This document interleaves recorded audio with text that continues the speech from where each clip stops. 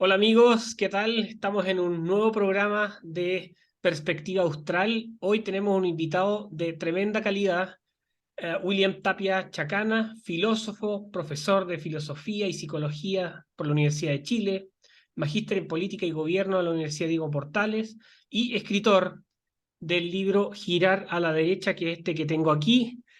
Muy buenas, William. Muchas gracias por aceptar la invitación a conversar en este programa.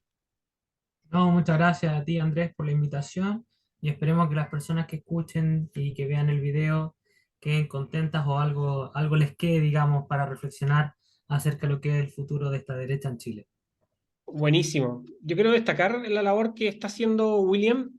Compartimos hace un tiempo atrás un, un- un análisis sobre la insurrección de octubre de 2019, a los 2 años.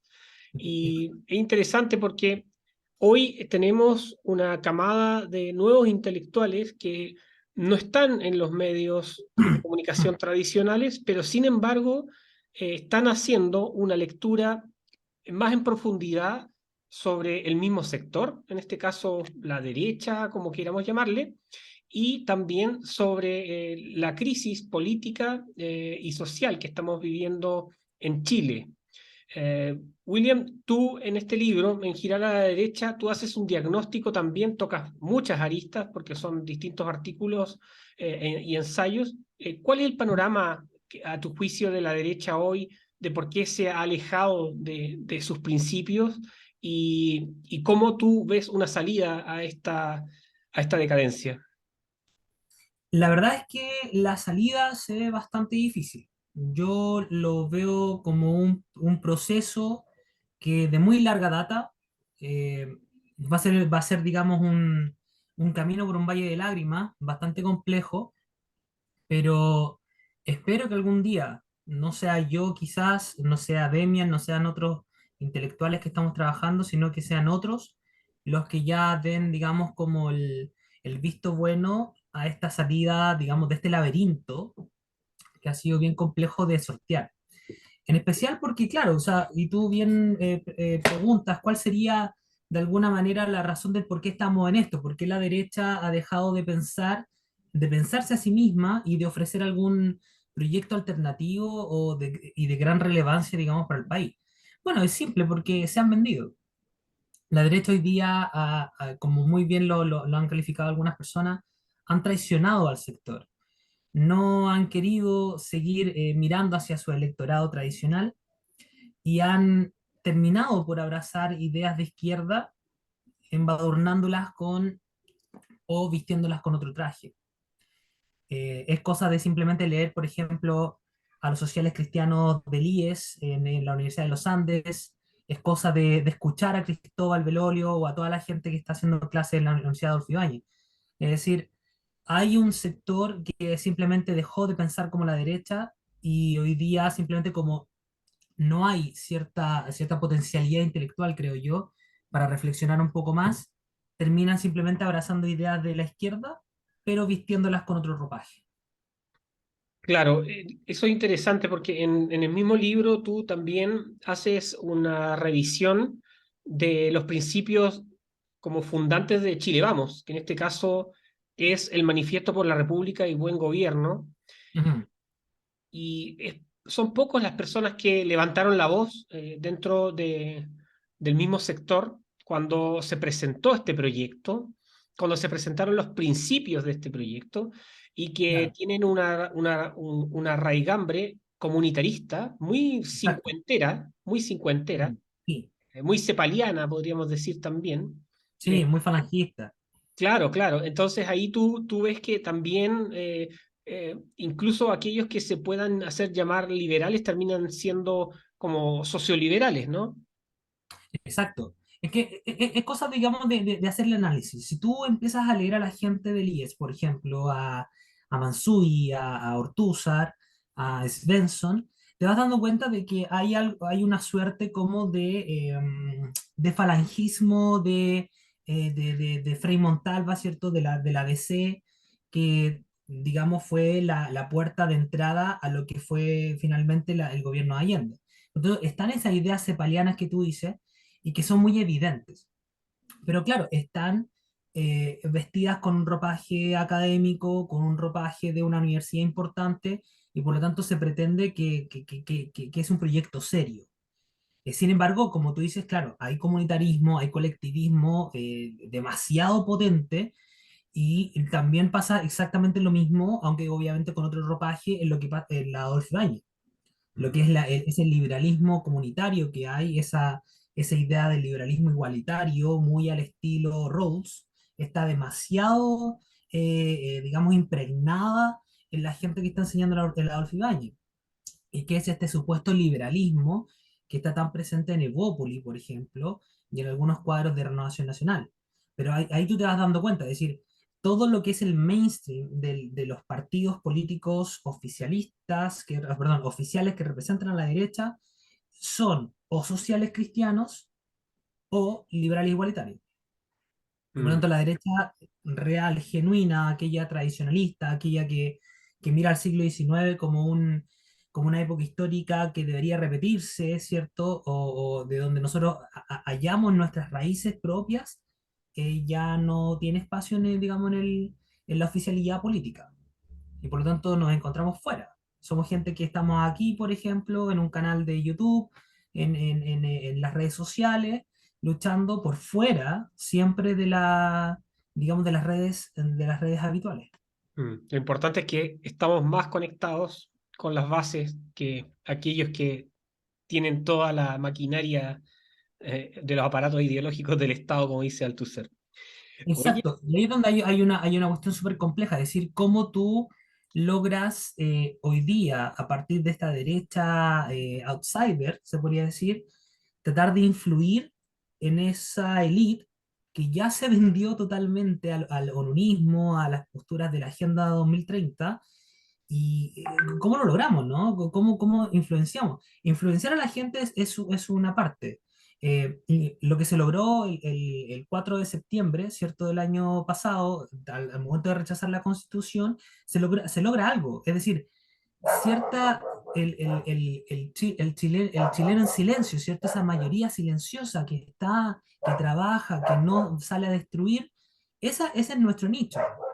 Ahora, ese nicho ayuda al momento de las elecciones, pero ¿cómo influimos para que nazca o se renueve una élite que sea finalmente la que tome la batuta, digamos, dentro del mainstream de partidos de derecha? claro. Oye, William, una pregunta igual que me imagino que muchas personas le gusta hacerle al autor, es ¿qué te motivó a ingresar en el mundo tan etéreo a veces de la filosofía? Que es algo que se subvalora, pero sin embargo la filosofía es aquella que configura en gran medida la sociedad, sus avances o declives. La verdad es que fue el desencantarme de la carrera de Derecho. En su momento, y fue Kant, que es lo más terrible.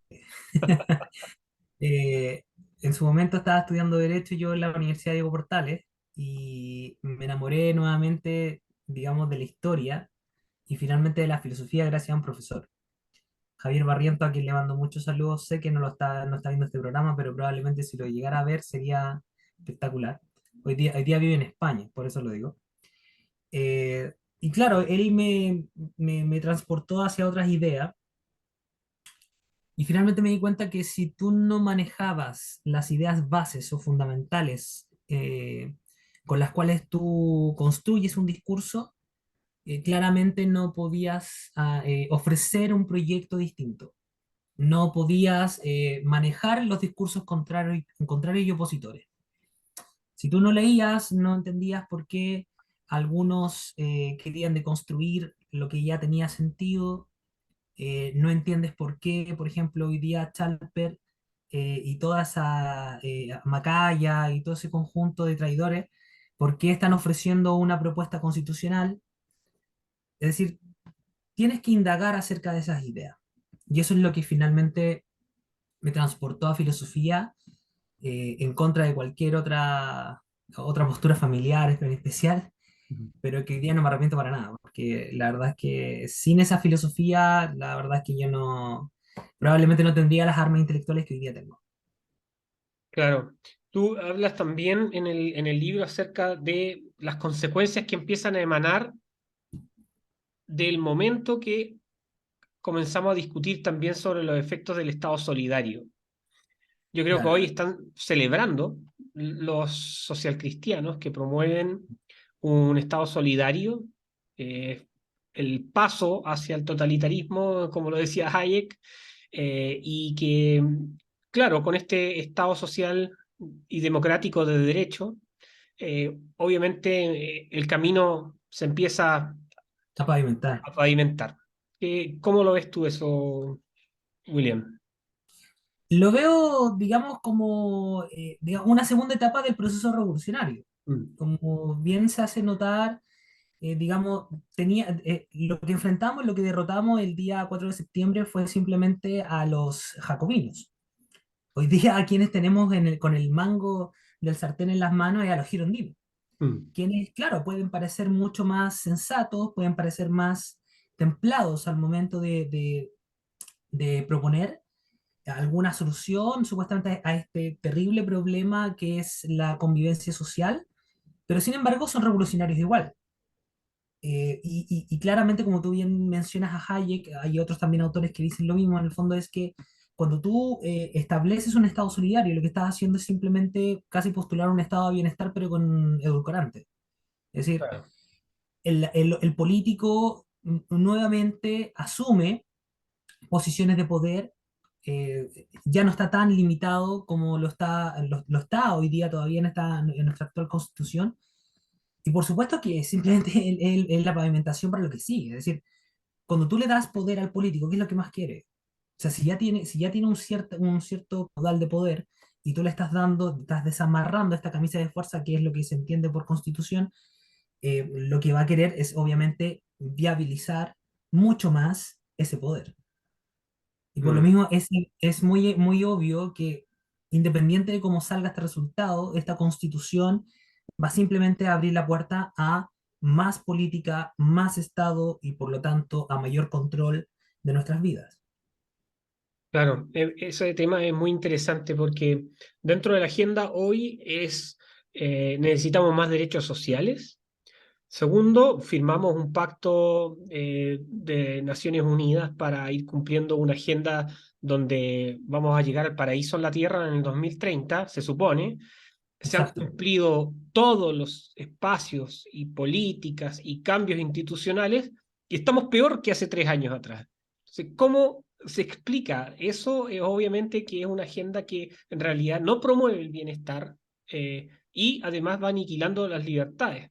Aquí nos dice Exacto. Cristian Garay, que lo voy a citar, que en tu libro dice, en este ambiente de quienes se dicen de derecha, Tapia toma el camino del liberalismo templado pero firme y lo hace orteguianamente en el estilo y en el fondo. Claro, Ortega Gasset te gusta bastante. Sí, no, bueno, es un autor que siempre me ha gustado. Tiene mucho que enseñarnos, en realidad, en especial porque está generando filosofía en tu lenguaje, en castellano, ¿no? Y eso ayuda mucho a la comprensión. A veces algunos autores se pierden mucho, especialmente en términos alemanes, como dice Fernando Villegas, las cumbres borrascosas alemanas, pero la verdad es que, claro, Ortega tiene esto que él decía que era uno de los grandes pro que tenían los filósofos, ser elegante al momento de plantear los problemas. Y claro, uno de los elementos que bien plantea don Cristian es la idea de que es el liberalismo templado, pero el liberalismo templado en general es simplemente decir es liberal clásico. El liberal clásico tiene mucho digamos, de tradición, tiene mucho de leer historia, tiene mucho claro, de entender que el liberalismo tiene una sola función y que es limitar el poder. Y por lo tanto, cualquier liberal que sea liberal clásico de verdad, genuino, estaría hoy día viendo este proceso que se está abriendo simplemente como una forma de encubrimiento de un proceso revolucionario que sigue. Ya, el liberalismo clásico es eso, o sea, hay que pensar en que el liberalismo no tiene que ver con sexo, no tiene que ver con una agenda sexual determinada, no tiene que ver con mirar la Edad Media, por ejemplo, como una edad oscura. No sé si viste lo último que dijo Lucas Blázquez, ¿cierto? Algo así como de que la civilización nace en Creta, ya, todo cristianismo atrás, toda manifestación religiosa anterior queda afuera, que pasa por una etapa oscura, que obviamente es la Edad Media. O sea, es simplemente esa mirada liberal, es una mirada liberal ignorante. Claro, el derecho romano no existe. El derecho romano no existe, o sea, no, claro, o sea, no hay nada que rescatar del cristianismo, siendo que incluso liberales clásicos muy habituales como José Victorino Lastarria reconoce que el liberalismo tiene su raíz en la religión cristiana. Entonces, que incluso alguien como él te lo diga, es como te está más o menos manifestando que toda la gente que está diciendo esto, como que el liberalismo de partida nace en Francia, nace atrás de la Revolución Francesa y termina siendo simplemente voluntarismo desatado, obviamente es ignorancia. El liberalismo clásico abraza raíces en la escolástica tardía de Francisco Vitoria, de Francisco Suárez, también incluso en... Espera un poquito. Ah, perdón. Esa lo editáis, ¿ya? Y también, obviamente, en Inglaterra, pero los ingleses aprenden de España. Aprenden de España y toman elementos totalmente cristianos al momento de construir también una versión distinta del liberalismo. Pensemos, por ejemplo, en Edmund Burke. Edmund Burke, cuando habla, perdón, acerca de la Revolución Francesa, él dice, yo soy un old Whig. Y ser un old Whig significa algo así como, bueno, no soy Tory, ¿cierto? No soy totalmente conservador, tradicionalista, pero sí creo en ciertos elementos que me generan una hermandad con los conservadores. Y no soy el Whig de ahora, actual, que es simplemente destructivo, que abraza una agenda sexual y cree que eso es liberalismo. O sea, eso no va. O se agarra del título de ¿Por qué no soy conservador? De alguien en el que Claro, efectivamente al conservadurismo que ataca es al inmovilismo y que no necesariamente a quien cree en la tradición y que sin embargo promueve cambios y mejoras en la calidad de vida, progreso o en el mismo enfoque de la ciencia. Ahí tú claramente hay un tema que ahí es crucial, que en la misma ciencia los grandes pensadores de la ilustración eran cristianos también. Leer claro. el principio de matemática de Isaac Newton, no hay ninguna duda en eso. Hay estudios religiosos muy importantes que hizo Isaac Newton, si bien hoy día están totalmente descartados o nublados por los avances en la física digamos, que él hizo. Pensar en Locke, ¿Locke era anticristiano? No lo era. Pensar en Adam Smith también es cristiano. Entonces, tú puedes decir, claro, ahí ellos dicen, bueno, no, es que no es cristiano y cristiano, católico, sino que en realidad son protestantes. No, claro, pero no vas a desconocer que, como yo decía, Francisco Vitoria, Francisco Suárez, Aspilcueta, eh, se me olvidan algunos nombres de algunos de la escolástica, pero de la escuela de Salamanca, Diego pero ellos, Covarrubias. claro, pero ellos proponían ideas liberales desde la cristiandad. Y en Chile algunos, muy pocos sí, pero rescatables, reconocen que el cristianismo es la base digamos, del liberalismo.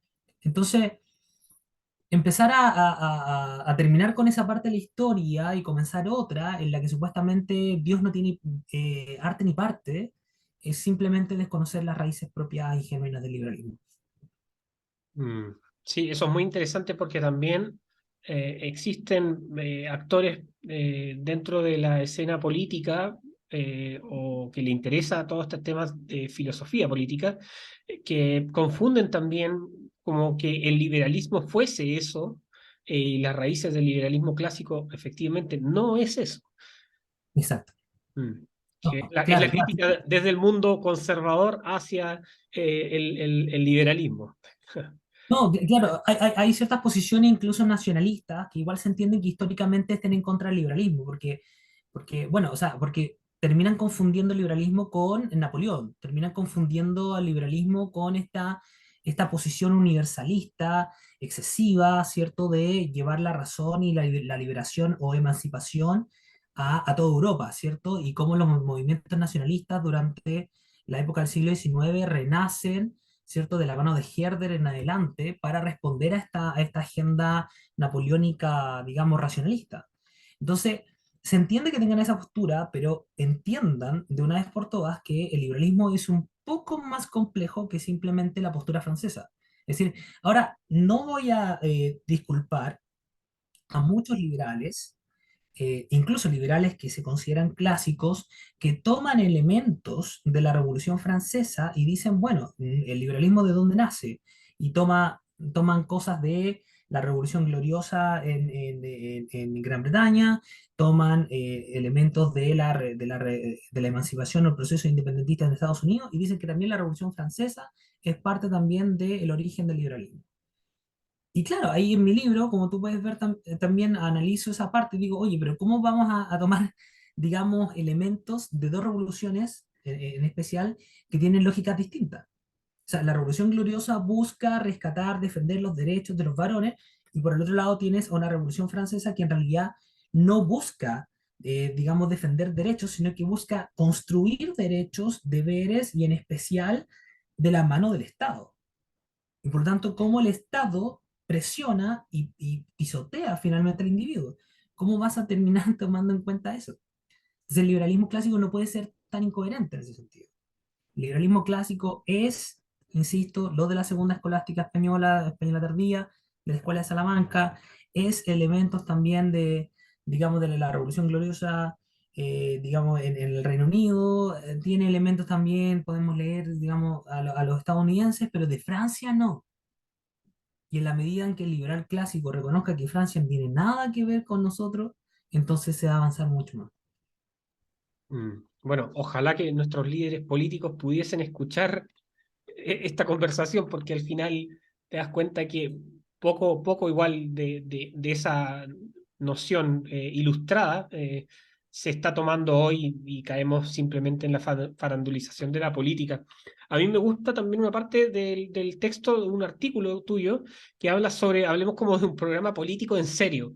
Mm, Claro, ahí siempre vemos que lo que prima dentro de una campaña política, bueno, en todos los mundos, son los eslogans y también las etiquetas que se van armando en torno a determinados candidatos, pero tú pones la pelota en el piso y te metes en el tema como filosófico que hay detrás de la creación de un programa político. ¿Cuándo crees tú que podríamos o tenemos que empujar un programa político que tenga una consolidación de entender la sociedad, el mundo, el occidental en que estamos y que pretenda entregar una agenda con no mera política pública propiamente tal, sino que aborde también algunos elementos de la temática civilizacional que estamos viviendo? Existen algunos países que están en esa contienda, pero claro, Chile nos vemos un poco alejados de eso en este aislamiento o autoaislamiento que tenemos en el país. no, claro, o sea, en Chile no se ha entendido que estamos en una, y aquí cita a don Jorge Sánchez, la verdad, a una guerra, en una guerra cultural. Es decir, y cómo de alguna manera salimos de ese foso. Es bien difícil porque la verdad la intelectualidad de hoy tiene bajo impacto. Yo, Demian, tú, gente también de la editorial conservadora, Henry Boyce, por ejemplo, no teníamos tanto alcance y lamentablemente para poder salir de ello hay que leer, hay que estudiar, hay que profundizar, hay que analizar, por ejemplo, propuestas como las de Neil Ferguson cuando habla acerca de la civilización occidental y cuáles son las claves, ¿cierto?, de cómo la civilización occidental llegó a ser lo que era y hoy día simplemente se entrega a una propuesta en que China le propone una agenda determinada, por ejemplo, al mundo y ellos siguen aplicando las mismas reglas que siempre aplicó Occidente para ser exitoso. Entonces, es bien complejo porque nuestros políticos no son intelectuales, bueno, siempre ha sido bien cuestionada esa combinación, pero si no son intelectuales tampoco saben mucho. Entonces no se dan cuenta, digamos, de lo que está pasando. Ellos asumen la agenda de la ONU porque asumen que también que las directrices internacionales son importantes Y en Chile tenemos un legado histórico bien importante en eso. El chileno siempre ha estado mirando, como tú lo has visto en algún momento, el chileno siempre mira por sobre la pared, mira hacia afuera y dice, bueno, mira, allá afuera están haciendo las cosas de una manera distinta. Ya, sí, pero es exitoso, no, no importa, lo hacen de afuera. Entonces, por eso se traen, por ejemplo, proyectos educativos de España, cuando en España no estaba saliendo y aplican la jornada escolar completa y que no funcionó nunca. ¿Te das cuenta? O, por ejemplo, el tema del Transantiago, que también lo trajeron de Colombia y no funciona. Entonces, tiene esa tontera en la élite chilena de siempre mirar hacia afuera y creer que lo de afuera está mejor. Mm. Y lo único que, que enrostra eso es que todo lo que hacen de afuera, o todos los intelectuales que mandan para afuera, por ejemplo a Chalper, que supuestamente estudió no sé dónde en Alemania, Atria, que estudió en Edimburgo, traen fórmulas y las fórmulas no funcionan acá. Y no funcionan acá porque no son parte de la idiosincrasia chilena, no son parte de cómo nosotros manejamos las cosas. Y en la medida en que logremos situarnos en eso, es decir, analizar al chileno, analizar su historia, su idiosincrasia, su esencia, por decirlo así, probablemente podamos salir de ahí. Pero la derecha tradicional no está mirando hacia allá. Hoy día la derecha tradicional todavía les falta, digamos, sentarse a pensar en cómo tiene que indagar en su propia historia, pensarse a sí misma y cómo responder. Hoy día las respuestas son otras. Incluso imagínate que la derecha tradicional, o por ejemplo algunos elementos de esa derecha tradicional, pensemos en la gente republicana.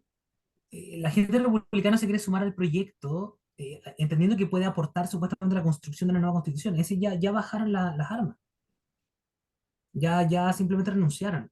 Entonces, es como, no, po, o sea, deberías estar pensando, deberías estar tomando la batuta para un proyecto a largo plazo. Y no lo estás pensando así. El Partido Republicano no me llama a mí, no llama a Demian, no llama a nadie, no te llama a ti, ¿cierto? Para estar pensando en cómo reflexionar a Chile y cómo proponer algo a futuro. No están pensando en eso, están pensando en cómo van a sacar réditos dentro del nuevo proyecto constitucional. Entonces, lo veo bien difícil. De aquí, al menos en el corto plazo, es muy difícil. Sí, ahí me hiciste recordar dos grandes encuentros que se hacían hace casi 10 años atrás. Recuerdo dos, que eran reflexiones de la centro derecha, se llamaban.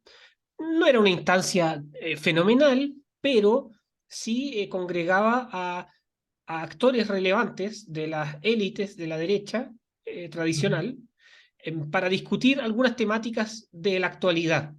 Y finalmente se editaba dos documentos. Esta era una reunión que guiaba Libertad y Desarrollo. Desconozco por qué se dejó de hacer.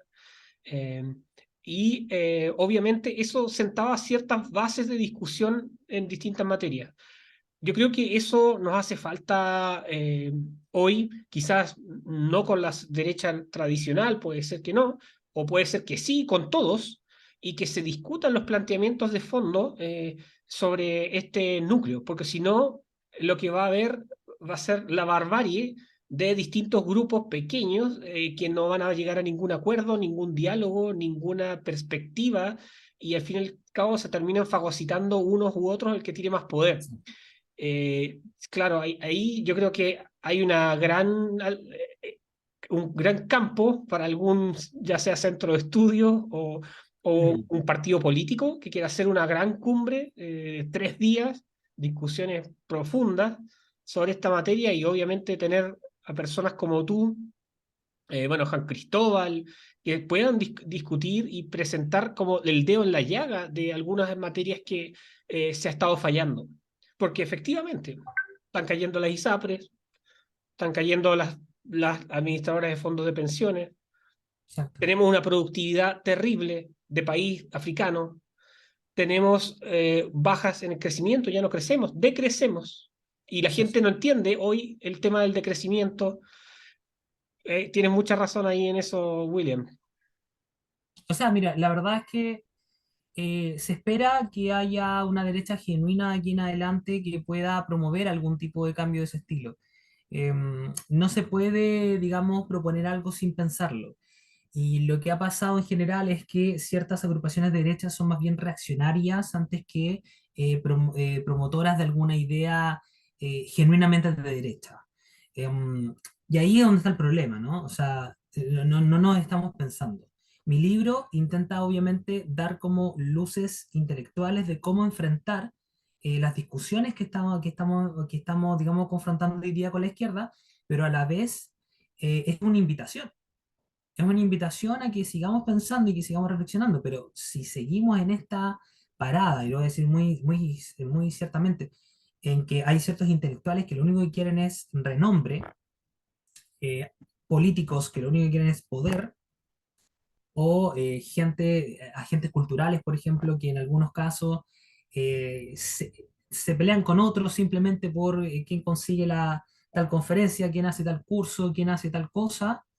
La verdad es que no veo ningún futuro. O sea, es como que ya es una invitación, esta dispersión intelectual también es casi una invitación como a retirarte, algo así como a ser como Jorge Luis Borges y simplemente quedarte con la reflexión de un viejo cansado. Claro. Así como yo hubiera esperado que los políticos se hubieran dedicado a esto, pero, o que los intelectuales hubieran hecho esto, pero bueno, aquí estoy, ¿cierto? Eh, es bien lamentable en ese sentido. Sí se valora, digamos, que haya reacción, pero ya tenemos que pasar de la reacción a la proposición.